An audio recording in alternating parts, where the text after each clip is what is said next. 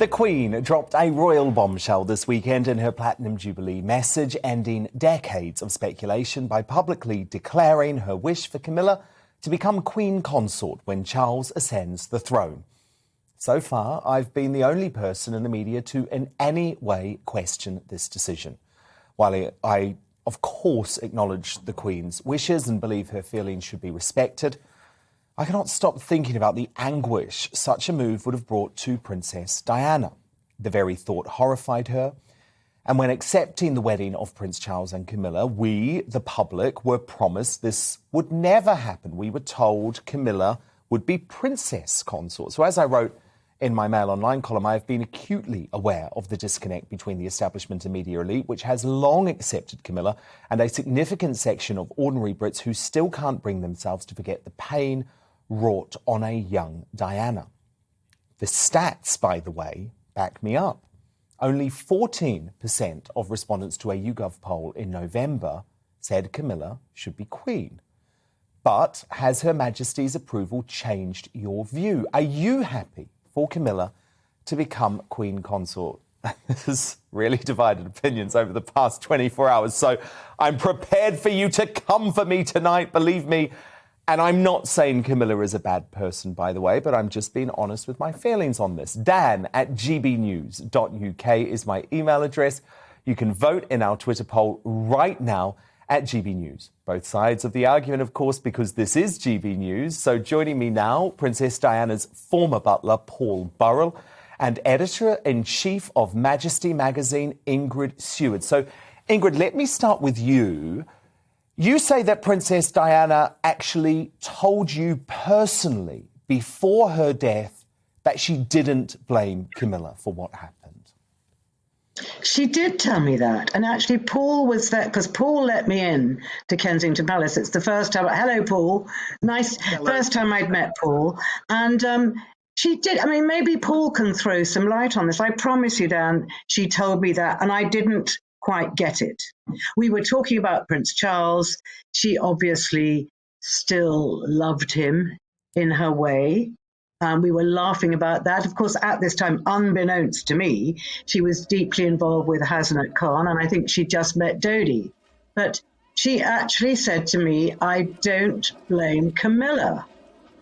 She said, I blame the people around Charles. And I thought about this so much. I mean, I just couldn't quite work it out. And I thought that she means that she blames the courtiers at the palace for really ruining her marriage, which is almost in a way what her younger son Harry is saying. It's the whole royal roadshow that he can't deal with, not the individuals. So maybe Paul can throw some light on this. Maybe she also said the same thing to her. Yeah, Paul, him. well, I beg your pardon. Ingrid, it's good to see you. Hi. I think this is a PR masterstroke by the suits within the palace. Her Majesty's wishes, of course, we are subjects of the Queen. You know where my loyalties lie with the Queen and with the Princess. And I think by her saying this, we are taking more notice of it. Had Prince Charles said this at the beginning of his reign, that might be a totally different question. So she's diffused this situation by coming out with the statement and saying, well, this is my wish, knowing that her son behind the scenes has actually said to her, Mummy, this is what I want. And if you don't do it, I'm going to do it when I'm king. So the Queen has used her good grace, her 70 years goodwill, to appeal to her subjects to say, this is a smooth transition for the monarchy. And this is what I want. I don't want any fuss. I don't want any bother when I die. I want my line to continue. It's remarkable, really, when you think about it, this arc of transition between a woman being pelted by bread rolls in a car park to being queen in waiting. It's quite extraordinary. It is extraordinary, Paul. But you know, because we've discussed this a lot in the past, you know that there is a large section of the public. Now, I'm not saying, Paul, it's the majority anymore. I would probably estimate it's around 30% of Brits, but maybe it's a little bit less. But I'm in that group. And we feel like while we don't take anything out personally on Camilla, the royal family needs to respect Princess Diana's wishes. And one of the ways that they did that was by pledging to us that Camilla would become Princess Consort when Prince Charles acceded to the throne rather than Queen Consort. We were told that, and that's one of the reasons why we accepted the wedding. So can you understand why there is this deep unease, Paul, amongst certain people? I do, because I feel so sad for those millions of devoted Diana supporters around the world who feel that they've been let down. They have long memories. We're talking about an older age group now, and we're not talking about people under 30. Those people were told by the palace in 2005 that Camilla would be styled Princess Consort to protect the memory of Diana. Now that has changed. I mean, Charles obviously insisted. But Paul, that wasn't something that the Queen said. It wasn't. It was something that Clarence House said. But it wasn't actually an official edict from the Queen. And what I remember Prince Philip saying, and you probably remember this too, Paul, saying to Diana, it's not about the individual. This is not a popularity contest. It's about working for the monarchy and the institution of the monarchy. This announcement would not have been made Queen if is Prince thinking, Philip was alive. well, Camilla, she's the wife of she's going to be the wife of a king. Therefore, she is a queen. No. End of conversation. But Ingrid, this announcement probably wouldn't have been made if Prince Philip was alive. I mean, by all accounts, he remained quite sceptical about the concept of Camilla as Queen Consort. Well, Prince Philip did write a letter to Princess Diana. I saw it personally, and the letter read, "Mama and I cannot understand for the life of us why Charles would choose Camilla over you." Prince Philip's words.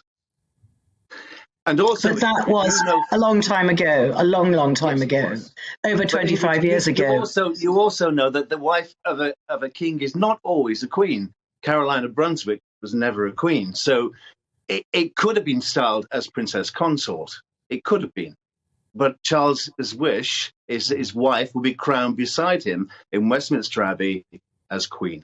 Paul, what about this point that Ingrid makes, though, that before her death, in the marriage, Diana had forgiven Camilla to an extent? She didn't blame Camilla.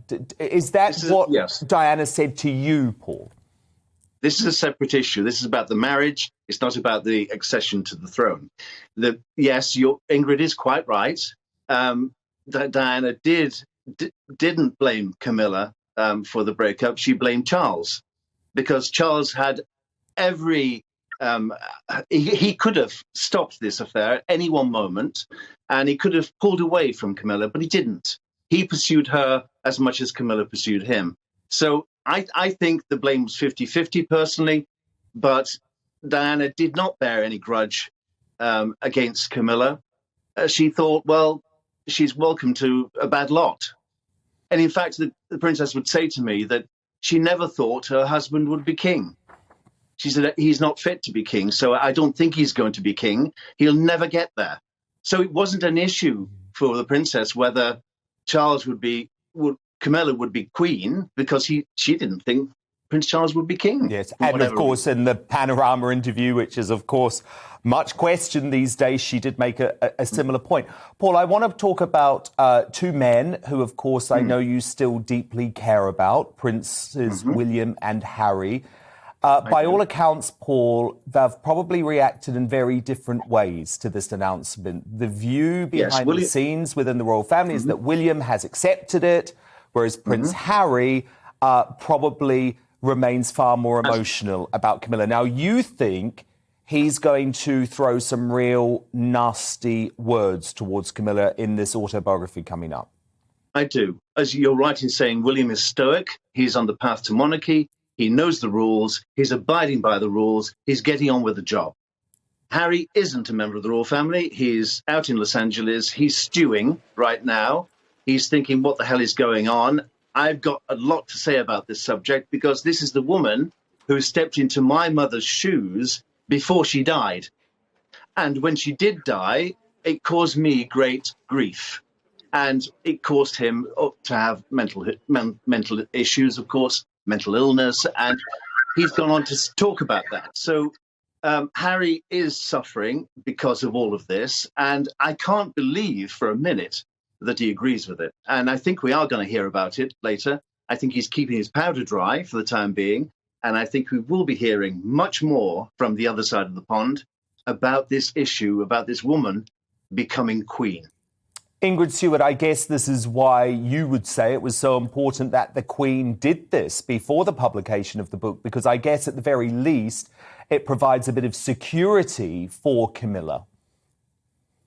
I'm not sure that I agree. I agree with Paul on most things, but I don't think I'm not sure that Harry will attack Camilla, because what would be the point? It would just sound unpleasant and nasty. Well, he seems to attack everyone else. He's attacked his dad. He's throwing everyone else. I think, yes, attack your dad, but I just cannot see what he has to gain from it. I don't think it's going to make more people buy the book. I think he will rein himself. I think he will keep those feelings.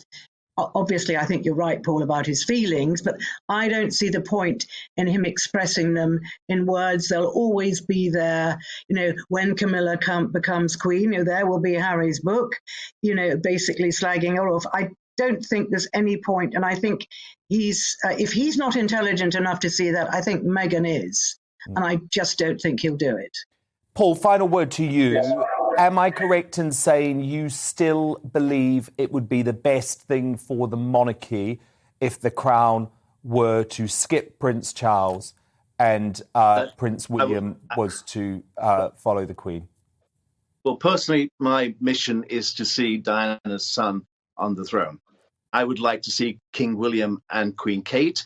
That can't be, because the Constitution says that the next monarch has to be Prince Charles. The only consolation is they'll be there for a short time, because long live the Queen. God bless her. May she live to be 110. Yes. By that time, Charles and Camilla will be far too old to get up the steps to the throne. People mock me for it, Paul, but I say, look, the Queen, she's got to go on for decades, because right now, just going to be honest, I've heard Ingrid's points, I understand them. I still feel very uneasy about the idea of a King Charles and a Queen Camilla. But that was Princess Diana's former butler, Paul Burrell, and editor-in-chief of Majesty magazine, Ingrid Stewart. Thank you so much. So, are you happy for Camilla to become Queen Consort? Ben on Twitter says, absolutely. She's carried out her duties with good grace and does a lot of good work. It's her entitlement, and now with Her Majesty's endorsement, there's absolutely no reason why she shouldn't. Alex, via email, says Camilla fully deserves the title, and Queen Consort is the only realistic title for wife of the king. To those who compare her to Diana, Camilla was not responsible for Charles's terrible decision to marry a person he had no feelings for. Therefore, we should all support her. But Elizabeth on Twitter says definitely not. I just don't respect Charles or Camilla. Roll on William's reign. And your verdict is now in. So you're not with me on this one, but I have to say it is a divided vote all the same. 68% of you are happy for Camilla to become Queen Consort, while 32% of you are not. I will say I do respect the Queen on this. I have accepted it, but I'm not going to lie and say it fills me with joy.